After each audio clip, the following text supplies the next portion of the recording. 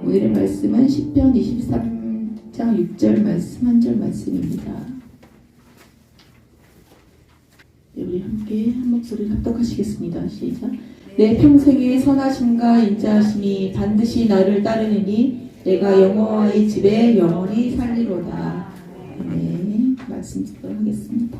자, 내 잔이 넘치나이다 오늘 말씀의 제목을 가지고 여러분과 함께 나누고자 합니다.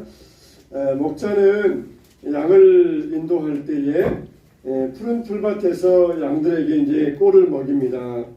또 잔잔한 물가위로 양을 인도하여서 양들이 목이 마르지 아니하도록 양들을 먹여줍니다. 그런데 우리가 참 이 잔잔한 물가위, 푸른 풀밭만 있으면 얼마나 좋겠습니까? 목자가 이제 여기에서 양들을 먹이면은 다음 장소로 이동해야 돼요. 그러면은 반드시 어디를 통과해야 되느냐? 사망의 음침한 골짜기를 지나가야 됩니다. 이게 바로 우리 인생이에요. 우리 인생도 낮이 있으면 밤이 있어요. 오르막이 있으면 내리막이 있습니다. 양들에게도 푸른 초장이 있고 잔잔한 시냇가가 있냐 싶으면 사망의 골짜기도 있어요. 근데 이 사망의 골짜기가 어느 정도냐? 사망의 음침한 골짜기. 아주 그냥 죽음의 골짜기만 해도 아주 무서운데 그것도 사망의 음침한 골짜기. 참 이 양들이 넓은 초원에서 풀을 뜯다가 잔잔한 시냇가에서 물을 먹다가 이 골짜기를 통과하면 이건 정말 그들에게는 아주 두려움이 그들에게는 임했을 것이에요.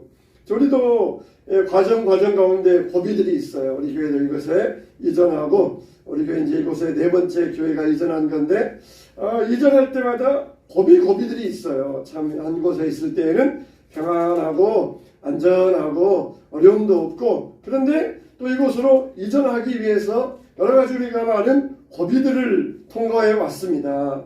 그런데 그때가 언제냐? 그때가 바로 하나님의 동행하심을 가장 진하게 느낄 수 있는 때라는 거예요. 그냥 평안할 때는 뭡니까? 목자가 있든지 없든지 편안하니까 상관이 없어요. 옛날 요술 임금 시대에 이 왕이 민정수차를 가가지고 백성들에게 물어봤어요. 이 나라 임금이 누군 줄 아느냐? 임금 자기가 이제 평복을 입고 민정수차를 가가지고 백성에게 물어봤어요. 그랬더니 한 노인이 말하기를 임금이 누구면 어떻겠소? 지금 이렇게 나라가 태평성대인데 임금이 누구 자식이 됐든지 아무런 상관없어 그러더라는 것이에요. 자, 여러분 양들도 마찬가지. 편안할 때에는 목자가 자기들 인도하는지 인도하지 않는지 그냥 느끼지 못해요. 그냥 넓은 풀밭에서 먹기도 하고 자기도 하고 놀기도 하고 쉬기도 하고 그러니까 목자가 있든지 없든지 상관이 없어요. 그런데 이제는 사망의 음침한 골짜기를 지나가야 돼요. 그때는 전적으로 목자만 따라가야 됩니다. 목자가 전적으로 동행하면서 목자를 따라가야 돼요. 우리 인생도 마찬가지예요. 편안할 때에는 아무런 어려움도 없을 때에는 우리 주님이 함께 하신다 그걸 우리가 느끼지 못할 수 있어요. 그런데 우리에게 어려움이 찾아왔다, 고난이 왔다, 역경이 왔다 그때가 되면은 하나님이 정말 나와 동행하신다. 이걸 우리가 가슴속으로 아주 절실히 느낄 수가 있습니다. 그래서 이 어두운 사망의 골짜기를 가다 보면은 참 이 햇빛도 들어오지 않고 또 곳곳에 늑대와 같은 위험한 동물들이 도사리고 있고 또 그리고 절벽이나 낭떠러지와 같이 위험한 길도 지나갈 수 있습니다. 이 죽음의 그림자가 바로 옆에 있어요. 그때 목자의 인도를 받지 아니하면은 한 발만 어긋나면은 죽음의 길로 죽음의 나락으로 떨어지고 맙니다. 그래서 이런 골짜기를 사망의 음침한 골짜기라고 그랬어요. 사망의 음침한 골짜기. 자, 우리도 이런 이 어려운 상황을 당할 때 우리가 인간관계에 있어서 아픔이나 배신을 당하고 또 물질적으로 어려움을 당할 때 또 재정적으로 힘든 일을 당하고 직장에서 실패를 맛볼 때 그때가 바로 어느 때입니까?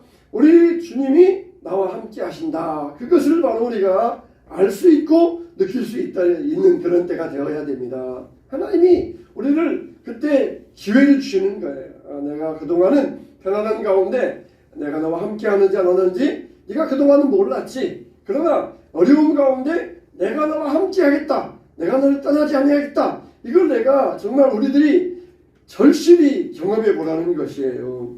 이 다윗도 그랬잖아요. 다윗도 목동으로 양을 치다가 사자를 잡기도 하고 그리고 곰을 물리치기도 하고 그리고는 전쟁에 나가서 골리앗을 물리쳤어요.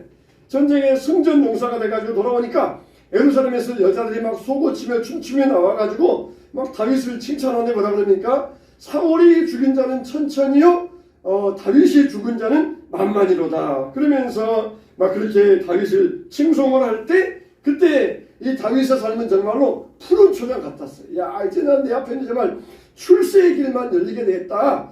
그렇게 푸른 초장 같은 인생이었어요.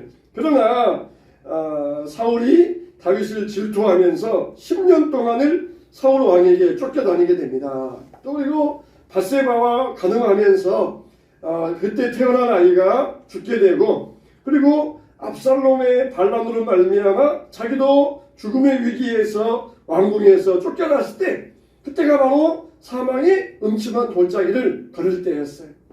부하들은 전쟁에 나가가지고 우리아는 전쟁에서 죽기도 하고 자기는 그냥 궁전에서 저녁 늦게까지 잠자다가 늦게 일어나서 목욕하는 여인을 보고 간음을 할 때 그때 모든 것이 참 평화로울 때 그때 다윗은 하나님이 함께 하심을 느끼지 못했어요. 그러다가 압살롬의 반란에 의하여서 울면서 그것도 맨발로 쫓겨갔다고 그랬어요. 울면서 산을 넘어서 갈 때 시므이와 같은 자가 나와서 비루한 자여 사람을 죽인 자여 올라가라 죽어라. 그럴 때 다윗은 울면서 정말 내가 정말 하나님 앞에서 범죄하였나이다. 그러면서 하나님의 동행하심을 간절히 느낄 수가 있었던 것이에요. 근데 우리가 이 사망의 음침한 골짜기를 통과할 때는 공통점이 하나 있어요. 그게 뭐냐면은 두려움입니다. 죽음에 대한 두려움, 또 질병에 대한 두려움, 또 미래에 대한 두려움, 또 실패에 대한 두려움, 그런 두려움이 있어요. 근데 다윗은 분명히 고백하기를 내가 해를 두려워하지 아니하리로다. 이렇게 고백을 하고 있어요. 내가 사망의 음침한 골짜기로 다닐지라도 해를 두려워하지 않을 것은 주께서 나와 함께 하심이라. 이게 바로 다윗의 처방책이었습니다.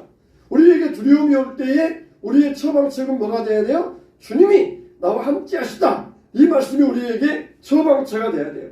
이사야서 말씀 우리가 너무 좋아하는 말씀이잖아요. 이사야 41장 10절 말씀. 두려워 말라. 내가 너와 함께함이라. 놀라지 말라. 나는 네 하나님이 됨이라. 내가 너를 굳세게 하리라. 참으로 너를 도와주리라. 참으로 나의 의로운 오른손으로 너를 붙들리라.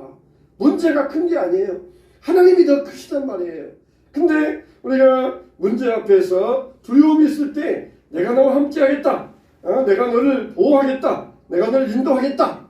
이런 하나님의 말씀을 우리가 꽉 붙잡으면은 두려움은 순식간에 안개와 같이 떠나가고 말게 될 것입니다. 할렐루야.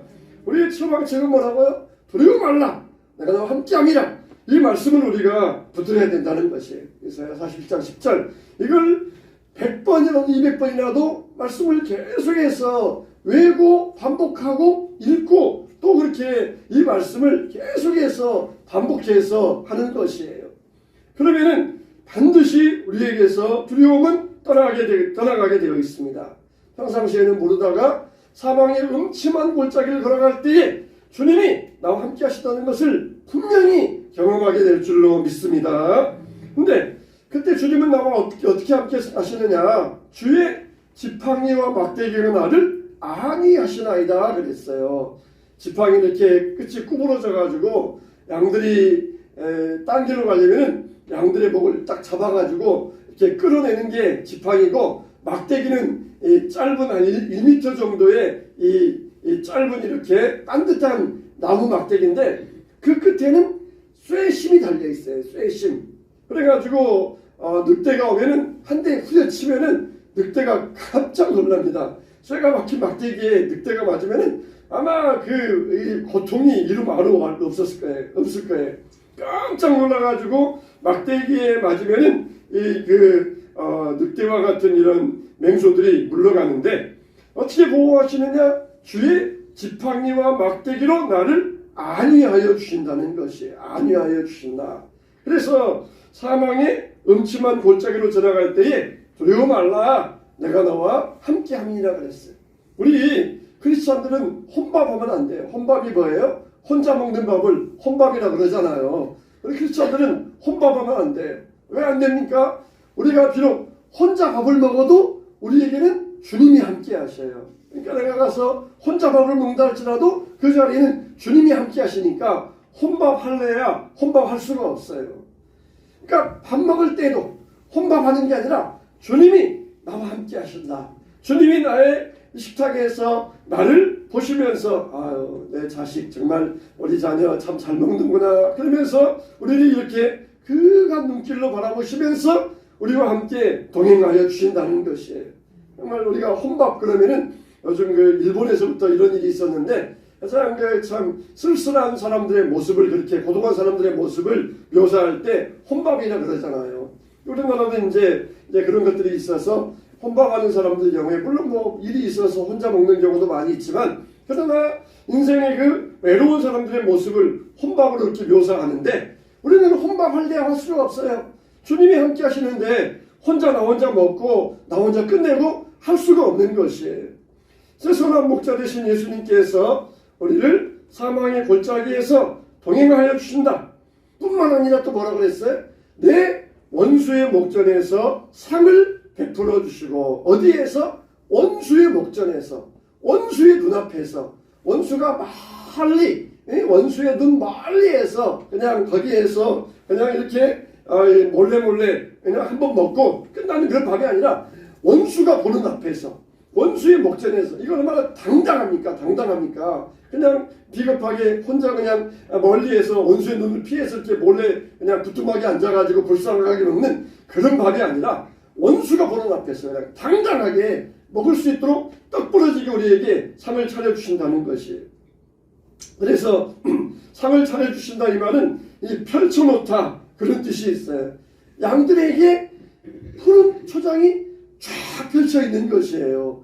얼마나 양들이 기뻐하겠어요. 사망의 음침한 골짜기 근근히 그냥 두려워서 딱 이렇게 나오다가 이 푸른 초장이 쫙 펼쳐 있는 거 그거 보면은 양들이 얼마나 기뻐 뛰놀겠습니까? 참 양들은 식성이 좋아요. 그러니까 되게 이 양들을 키우는 곳은 그렇게 환경이 좋은 곳이 아닙니다. 풀이 많이 있는 목초지면 거기다 소를 키우지 양을 안 키워요. 그냥 이 소를 키워서 목초지에서 풀 많은 데서는 소를 키워야 이게 유리하니까 그런 데서는 소를 키우고 양들은 되게 뭐예요? 양들은 거의 그냥 어쩌다가 풀뿌리 남아있고 그런 데밖에 없어요. 그런데 우리 주님은 우리를 어떻게 하시겠다는 것이에요? 그런 데로 우리를 인도하시는 것이 아니라 푸른 초장으로 우리를 인도하셔서 그냥 넉넉하게 소들을 먹여서 젖소를 만들고 우유를 만들고 그런데 그럴만한데 그런데 그냥 양들을 풀어놓고 마음껏 살게 한다는 거예요. 그냥 넉넉하게 넘치게 만들어 주시겠다는 것이에요. 얼마나 풍성한 은혜의 자리입니까? 그래서 원수의 목전에서 우리에게 상을 베풀어 주신다. 참 원수의 목전이라는 게 뭡니까? 참 예수 믿다 보면은 우리가 사람들에게 사랑받을 일보다는 미움받을 일들이 많지 않습니까? 여러분들도 식당 가서 밥 먹으려고 그러면 눈치 보이잖아요. 옆에서 사람들 밥 먹는데 기도하려고 그러면은 저 사람들이 또 그냥 속으로 뭐라고 할까 하면서 눈치 보이잖아요.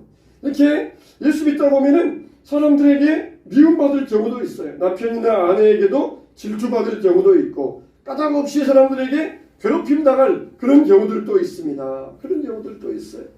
여러분 우리가 그때에 원수 앞에서 상을 차려주시는 이 상 이게 바로 역전시켜준다는 거예요. 우리 삶을 역전시켜준다는 거예요. 푸른 초장이 쫙 펼쳐있고 그냥 늑대들이 쫓아와가지고 두려움 가운데 있었는데 푸른 초장이 펼쳐져 있는 그것으로 우리를 인도하시는 역전의 은혜를 베풀어 주신다는 것입니다.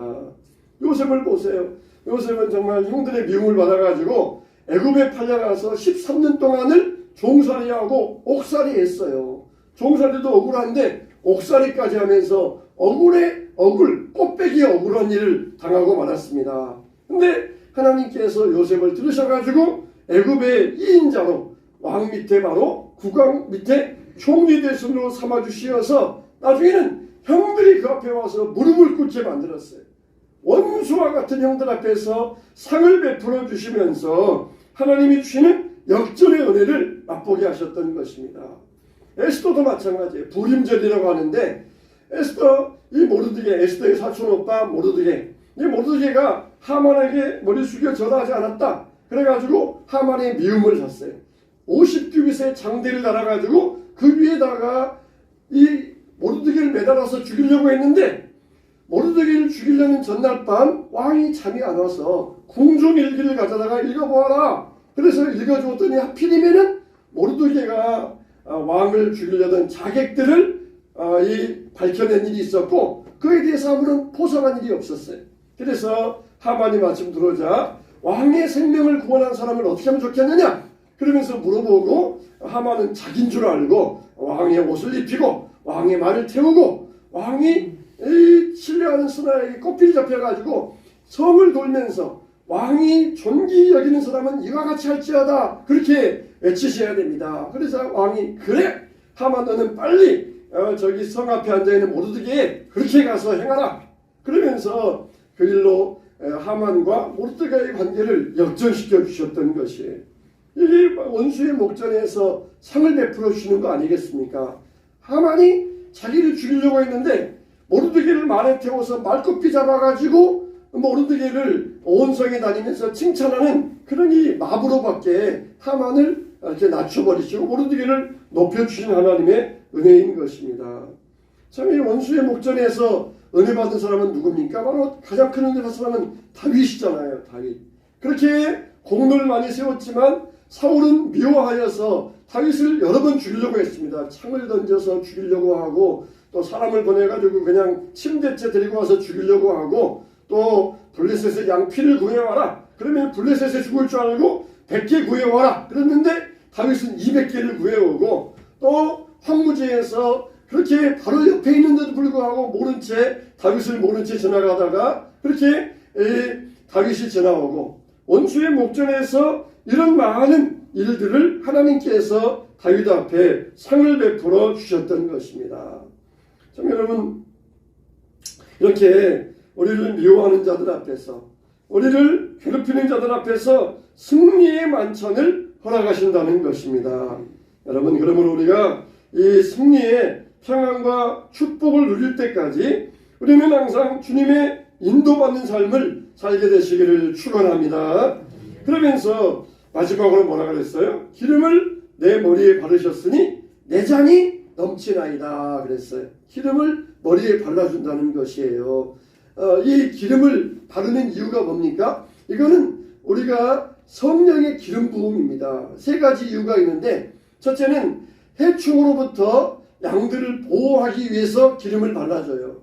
이 해충들은 이 양의 기름의 냄새를 싫어해요. 만일 이 양에게 가만 놔두면 양의 그 촉촉한 콧잔등에 벌레들이 와가지고 거기에다가 알을 까요. 거기에다가 이 양의 코가 촉촉하고 좋으니까 유충들이 와가지고 거기에 알을 까면은 유충의 알들이 코 속으로 들어가고 뇌 속으로 들어가고 그래서 이게 정신착란을 일으키고 양들이 엄청 괴로워해요. 엄청 괴로워요. 심지어는 절벽에 가서 스스로 떨어져서 죽을 정도로 그렇게 양들이 괴로워합니다. 이것을 방지해 주기 위해서 머리에 기름을 발라줘요. 그래서 해충들이 그 냄새를 싫어해서 양들에게 붙지 못하도록 붙었다 할지라도 기름으로 인해서 미끄러져 가지고 거기에 이 알을 낳지 못하고 그냥 미끄러지도록 하기 위해서 이 머리에 기름을 발라줘요. 여러분 우리가 성령의 기름 부음을 받으면은 모든 더러운 해로운 것들로부터 온갖 바이러스와 병균들로부터 우리가 보호받게 될 줄로 믿습니다. 우리가 성령의 기름 부음 받아야 돼요. 그러면은 성령의 기름 부음 받으면은 병은 누가 줘요? 병마가 가져옵니다. 병마가. 근데 병마가 왔다가 성령의 기름 부음 받는 자들에게는 꼼짝도 못해요. 꼼짝도 못해요. 두 번째로 이 기름을 왜 바르느냐? 양들과의 싸움을 막기 위해서 그래요. 양들도 서로 붙어 지내다 보니까 더울 때는 딱 붙어 있고 추울 때는 떨어져 있어요. 더울 때는 너만 시원해? 우리 같이 같이 그냥 나만 시원할 수 없어 그래가지고 더울 때는 딱 붙어가지고 둘이 그냥 덮고 추울 때는 네가 따뜻하려고 그거 싫어 그러면서 떨어져 있고 이게 양들의 습성인데 양들이 싸우는 경우들이 자주 있어요. 그때 머리에 기름을 발라놓으면 서로 싸우다가 미끄러져가지고 그러다가도 이 맥을 못 추고 그냥 그만두자 그러면서 싸움을 그쳐버린답니다. 우리가 양들 가운데 싸움이 있을 때 가장 좋은 처방책은 뭐예요? 이 집사님 그래 당신이 잘했어 그러면서 이쪽 달래주고 저쪽 가서 김 집사님 당신이 잘했어 그러면서 이쪽 달래주고 그게 아니에요. 성령의 기름 부음이 임하면 돼요. 성령께서 그들의 마음을 만져주시면은 내 잘못이구나 내 탓이구나 내가 마음이 옹졸했구나 그러면은 싸움이 그쳐지고 싸움이 맥이 없어져요. 근데 이쪽 가서 잘했다고 해주고 저쪽 가서 잘했다고 해주고 그러면은 뭐 잠시는 화해될지 모르지만은 그게 언제 가서 또 터질지 모르는 시한폭탄이 되고 말아요.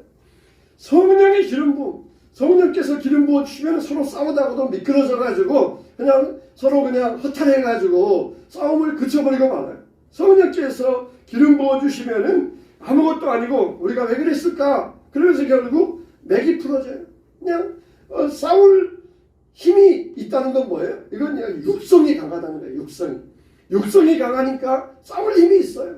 그러나 영성이 강해지면은 육성은 줄어들고 싸울 힘은 약해져요. 그냥 싸웠다가 괜히 그냥 나에게 내 영성만 가라앉을 텐데 그러면서 그냥 싸울 힘은 없어지고 오히려 기도할 힘, 전도할 힘이 생기는 것이에요. 성령이 기름 부음 받으면. 근데 육성이 강하니까 그러지 않으면서 그냥 싸운 일이면 앞장서면서 그럴 때 성령의 기름 부음 이게 임하면은 결국은 서로 허탈해가지고 내가 잘못했구나 싸우려다가도 싸울 힘이 없어요. 힘이 안 나요. 싸우려면 힘이 나야 되는데 힘이 안 나니까 싸울 일이 없는 것이에요. 세 번째로 왜 머리에 기름을 발라주느냐? 상처를 치유하기 위해서 그래요. 풀을 먹다 보면은 나뭇가지 같은 데 가서도 풀을 뜯으니까 이게 나뭇가지에 이게 습겨가지고 상처가 많아요. 특히 광야에 있는 나뭇가지들은 우리 나뭇가지처럼 이렇게 부드러운 게 아니에요. 이 물이 없으니까 얼마나 이 나뭇가지가 딱딱한지 몰라요. 가시처럼 그냥 마르고 말라가지고 이게 나뭇가지가 딱딱해요. 근데 나뭇가지 같은 데 가서 그 나뭇잎 좀 뜯어 먹을까 하고 먹다가 이게 머리에 상처나고 그리고 얼굴에 상처나고 그런 경우들이 많이 있는데 이 상처를 치유해 주기 위해서 양들에게 기름을 발라줍니다. 우리 선한 사마리아인의 비유를 보면은 강도 맞는 자가 상처받아서 피 흘리고 있을 때 선한 사마리아인이 와서 기름을 발라주면서 말에 나귀에 이 짐승에 태워서 여관에 맡겼다 그랬어요. 이게 그 당시에는 이 기름이 모든 치료제 오늘날의 연고와 같았어요. 상처난 곳에 바르는 기름, 우리로 말한다면 올리브 기름, 감람류 이게 이 상처를 발라주는 최고의 치료제였어요. 야고보서에도 보면은 병든 자가 있느냐 기름을 바르고 기도할지니라 그랬어요. 기름을 바르고. 그러니까 이 말은 그 의미가 우리가 필요한 약도 써야 된다. 우리가 몸이 아프면은 감기약도 먹고 약도 써야 돼요. 그런 의미도 있고 기름을 바르고 기도하라 이 말은 성령으로 충만해지기 위해서 성령으로 힘을 길러서 병마를 물리칠 수 있는 능력을 얻기 위해서 기름을 바르고 기도하라. 그런 두 가지 복합적인 의미가 있어요. 우리가 몸이 아프면 가서 그냥 딸꾹 하고 세상 약부터 먼저 사 먹지 말고 먼저는 우리가 성령의 기름을 내가 발라야 돼요. 성령의 기름을 발라서 병마를 물리칠 수 있는 능력 주시옵소서. 또 그리고 필요하면 약도 먹을 수 있어요. 병원 가서 약도 사 먹을 수 있고 수술도 받을 수 있고 복합적인 것이에요. 복합적인 것. 우리가 이와 같이 기름을 바르고 기도할지라 성령의 은혜를 구하고 육신적인 방법도 사용하고 그렇게 해야 된다는 것이에요. 그래서 양들에게 기름을 발라주면서 상처를 치유하기 위해서 이 세 가지 이유, 첫째는 해충으로부터 보호하고, 둘째는 양들과의 싸움을 막기 위해서, 셋째는 상처를 치유하기 위해서 기름을 발라줬던 것이에요. 우리에게 필요한 건 뭐예요? 성령의 기름 부음이에요. 성령이 우리에게 기름 부어 주셔야 돼요. 그래서 여러분 여기에서 오해하면 안 돼요. 성령의 기름 부음이라 그럴 때 내가 성령이고 성령님께서 이렇게 기름자들 딱 가져와 가지고는 기름을 딱 부어준다 그런 뜻이 아니에요.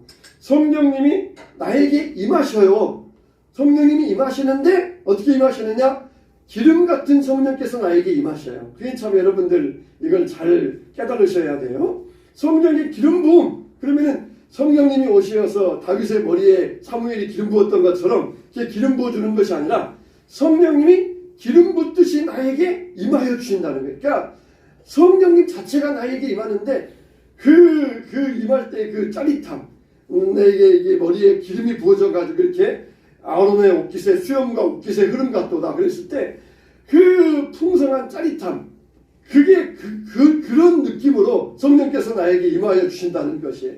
그러니까 성령의 기름 부음 그러니까 성령께서 오셔서 나에게 이렇게 기름을 붓고 딱 가시고 그렇게 생각하시는 분들이 있는데 그게 아니에요. 성령께서 나에게 기름처럼 임하셔가지고 나를 이렇게 장악하여 주셔요. 감싸주시고 붙잡아 주셔요. 성령이 기름처럼. 어떻습니까? 우리가 기계를 사용할 때에도 그냥 사용하면은 기계가 빡빡하고 고장나요. 그런데 기름을 딱 부어주면은 기계가 코팅이 되어가지고 부드럽게 돌아가요. 부드럽게. 우리 삶에 성령의 기름 부음이 임하면은 모든 게 원활합니다. 성령의 기름 부음이 없으면 탈 나고 싸움 나고 큰 소리 나고 교회도 마찬가지예요.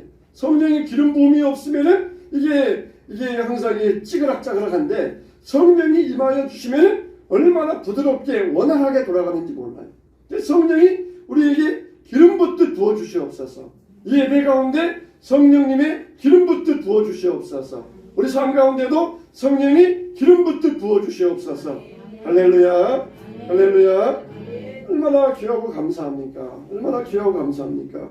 그럴 때 고백하기를 내 잔이 넘치나이다. 성령이 기름 붓듯 나의 삶에 부어졌을 때 내 잔이 부족함이 없습니다. 내 잔이 부족함이 없습니다. 이건 무슨 말이에요?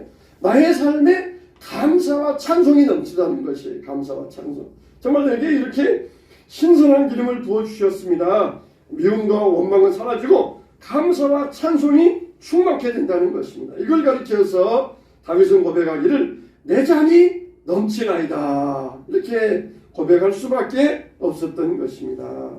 정말 어디에서 이런 다윗의 고백이 나왔습니까? 하나님께서 베풀어 주신 그 회복의 은혜, 이 성령의 충만한 그것을 얼마나 아름답게 시적으로 표현을 했습니까? 정말 여러분의 삶에, 여러분의 인생에 이런 충만한 은혜를 여러분들은 느끼시고 있습니까? 정말 내 잔이 넘치나이다. 내 잔이 넘치나이다.